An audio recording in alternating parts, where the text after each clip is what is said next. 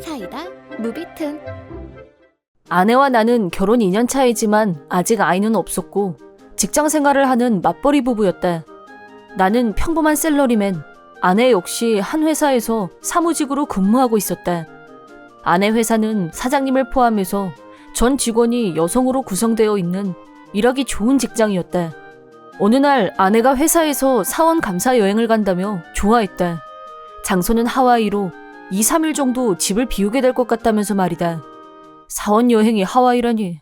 그게 사실이면 그보다 더 좋은 일은 없겠지만 사실 요즘 나는 아내의 불륜을 의심하고 있던 터라 그 말을 100% 믿을 수 없었다. 내가 아내의 불륜을 의심하게 된 계기는 우선 예전에 비해 나를 대하는 태도나 말투가 차가워졌다는 점 하나, 퇴근이 늦는 날이 잦았고 집에 오면 곧바로 샤워부터 한다는 게 두 번째 이유였다. 태생부터 게으른 성격의 아내는 원래 퇴근해서 집에 오면 곧바로 소파로 다이빙하는 스타일이었다. 그런데 어느 날부터인가 욕실로 직행하는 변화가 생겼다. 이건 뭔가 있다고 의심한 나는 아내가 씻는 틈을 타서 아내가 벗어놓은 옷을 살펴봤는데 남성용 향수 냄새가 뭉긋이 후각으로 느껴졌다. 다음 단계는 아내의 핸드폰 검사. 잠금 장치도 되어 있지 않았지만 중고를 이미 삭제했는지 별다른 흔적을 발견하지 못했다. 아내의 직장엔 가본 적이 없고 아는 동료도 없어서 제3자의 증언을 얻을 방법이 없었다. 어쩌면 내가 착각할 걸지도 모른다는 생각이 들기 시작했을 무렵 뜻밖에도 오랜만에 만난 친구한테서 어떤 얘기를 듣게 됐다. 친구는 얼마 전 자기 아내와 함께 기다리던 영화를 보러 갔었는데 거기서 나를 봤다는 것이다. 하지만 나는 최근에 영화를 보러 간 적이 없었고 무슨 소리일까 잠시 생각해봤다. 그러자 아내가 자기 직장 동료와 같이 영화를 보러 간다고 했던 말이 생각났다.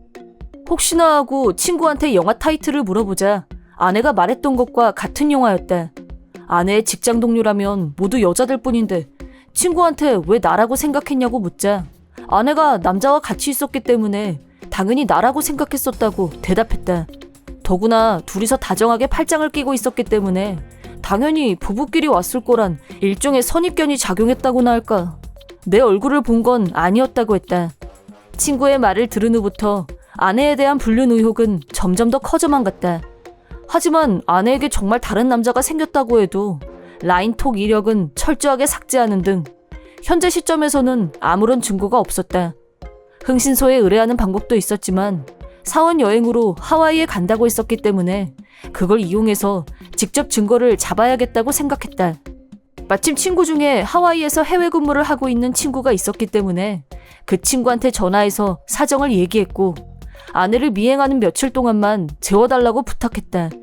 준비가 끝난 후 나는 회심의 미소를 지으며 하와이로 향하는 아내를 배웅했다. 물론 아내가 눈치채지 못하게 사전에 아내 핸드폰에 GPS 앱을 까는 것도 성공했다. 아내보다 한 타임 늦게 하와이로 출발했지만 나에겐 앱이 있었고 친구 집에 짐을 맡긴 후 미행에 나섰다. 그 결과 아내의 불륜 현장을 쉽게 목격했다. 직장 동료는 한 명도 없었고 아내는 어떤 남자의 팔짱을 끼고 시종일관 웃는 얼굴로 길을 걸어가고 있었다. 뒤에서 보고 있던 나는 아내에게 라인을 보내서 하와이 사진 좀 보내라고 했다. 그러자 아내한테서 답장이 왔다. 동료들이 전부 사진 찍는 걸 싫어해서 인증샷은 안 될 것 같다고 했다. 그 메시지를 본 후 아내의 불륜을 100% 확신한 나는 전화를 걸었다. 전화벨이 몇 번 울린 후 아내가 전화를 받았다. 재미있어 보인다. 당연하지. 여자들끼리 왔는데 시끌벅적 난리도 아니야. 그래. 실은 나도 지금 하와이에 있거든. 뭐? 농담을 어쩜 그렇게 진지하게 할까? 진짜니까 진지하게 들리는 거야. 당신 모습도 아주 잘 보고 있어. 뭐래니 진짜. 슬슬 아내가 쫄고 있는 게 느껴졌기 때문에 지금이 굿 타이밍이란 생각이 들었고 나는 아내 앞으로 성큼성큼 걸어갔다.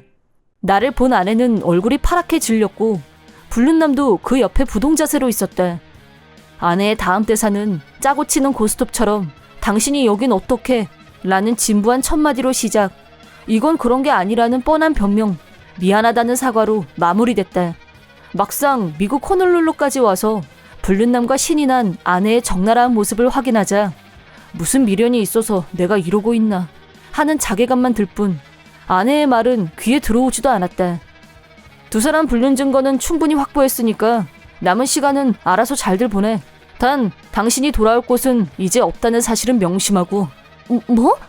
방금 전에 당신하고 불륜남 동영상 확보하고 나서 장인 장모한테도 전송했고 내 변호사한테도 보낼 거거든. 그리고 또 저 옆에 있는 저 남자한테도 위자료 청구 들어갈 거니까 그렇게 알아둬. 그때까지 멍하니 있던 남자는 자기가 호명되자 급 쫄보 같은 얼굴로 변했대. 겁먹은 아내는 불륜남도 내팽개치고 나한테 달려와서 주위의 시선도 아랑곳하지 않고 매달리며 애원했다. 하지만 내 결심은 이미 확고했기 때문에 아내를 무시하고 택시를 타고 친구 집으로 향했다. 증거 잡기에 대성공하고 돌아온 나를 친구는 복잡한 얼굴로 바라보다가 목적은 달성했고 이제 결론만 지으면 되겠네 라고 말했다. 다음날 친구에게 고맙다는 인사를 하고 비행기를 타고 돌아왔다. 장인 장모로부터 메시지를 받고 처갓집으로 향했는데 나보다 아내가 먼저 와 있었다. 아내는 친정 부모님을 설득해서 이혼만은 피해보려는 계산이었던 것 같은데 나는 다른 남자에게 갔던 아내와 앞으로의 인생을 같이 할 마음 따위는 없었고 이미 준비해뒀던 이혼 서류를 내밀었다. 그러자 장인이 그러지 말고 한 번만 다시 생각해줄 순 없겠는가? 보다시피 얘도 이렇게 반성하고 있고 라면서 나를 설득하려고 했지만 장인은 이혼 후 본인들이 또 함께 될 부담을 면해보려는 속셈이라는 게 다 읽혔다. 죄송한 말씀입니다만 아내와 다시 잘 지내볼 생각은 전혀 없습니다. 한번 배신한 여자를 옆에 두고 이 여자가 언제 또 바람이 날까 이런 걱정을 하면서 남은 제 인생을 보내고 싶지는 않거든요. 그런 생각을 하면서 어떻게 부부로 같이 살 수가 있겠어요? 말도 안 됩니다. 아니야, 나 다신 한눈 안 팔게. 한 번만 다시 생각해줘. 아내와 장인, 장모는 계속 매달리면서 이혼 서류에 사인을 하려고 하지 않았다. 일단 그날은 협상 결렬로 아내는 처갓집에 남게 하고 나 혼자서 집으로 돌아갔다. 거기서 아내가 또 같이 가자고 했어도 절대 집에 들일 생각은 없었다. 처갓집을 나서기 전에 불륜남의 이름과 직장을 물어봤다. 아내는 이름만 겨우 말했고 나머지 신상은 직접 털기로 했다. 그러자 아내 회사 사장의 남동생이란 사실을 알게 됐다. 불륜남은 아직 독신이었다. 하지만 사장은 둘의 관계를 모르고 있었던 것 같았고 내가 진상을 알려주자 사장은 격노하면서 자기 남동생을 내 앞으로 끌고 왔다. 아무리 동생이 불륜을 저질렀기로서니 남편인 나보다 더 분노하는 사장의 모습이 당황스러웠는데 알고 보니 이 불륜남은 격리를 보는 아내를 이용해서 회사 돈을 횡령하고 있었다. 사장은 아내와 동생을 처벌할 생각이었는데 이런 내막을 알게 된 처가에서 아내를 내쳤고 덕분에 이혼도 척척 진행됐다. 나는 아내와 불륜남에게 위자료를 철저히 받아냈고 두 인간들은 나란히 쇠고랑을 차게 됐다. 재판에서 실형이 떨어진 건 말할 것도 없었다. 물론 그 전에 아내는 회사에서도 해고됐다. 내가 아내의 불륜을 의심하고 통장을 검사했을 때 돈을 함부로 쓴 흔적은 없었는데 그게 다 회사 돈을 횡령해서 쓰고 있었기 때문에 개인 돈을 쓸 일이 없었던 거였다. 아마 나나 자기 통장에 있는 돈을 쓰면 불륜으로 의심받을지도 모른다는 계산을 했을지도 모르겠다. 내 의심은 잠시 피할 수 있었는지 모르겠으나 회사 돈을 횡령하는 행위는 더 심각한 중범죄란 사실. 아마 아내 회사 사장도 정말 운이 없었다는 생각이 든다. 설마 자기 친동생과 직원이 짜고 회사 돈을 횡령할 거라고는 생각하지 못했을 테니까. 나중에 들은 얘기지만 두 사람이 횡령한 금액은 억 단위였다고 한다. 아내는 횡령의 주범은 불륜남이고 자긴 강요에 의해서 거들었을 뿐이라고. 그게 죄가 될 줄 몰랐다고 변명했다고 한다. 경찰이 체포영장을 들고 집으로 찾아오자 자기는 아무 죄가 없다며 반항하고 발악을 했다고 하는데 그런 멍청한 변명이 통할 거라고 생각했다니 정말 한심 그 자체다. 사실 결혼생활 내내 아이를 갖고 싶었었는데 막상 이렇게 되고 보니 그나마 아이가 없는 게 다행이란 생각이 든다. 만약 아이가 있었다면 부모가 이혼한 것도 모자라 범죄자의 자식이 될 뻔했으니 말이다. 그랬다면 정말 아이에게 못할 짓이 됐을 거다. 앞으로 나에게 다시 누군가를 만날 기회가 있을지 없을지는 모르겠으나 만약 아직 그런 기회가 남아있다면 다음 인연은 성실하고 진솔한 사람이 나타나 주길 바란다.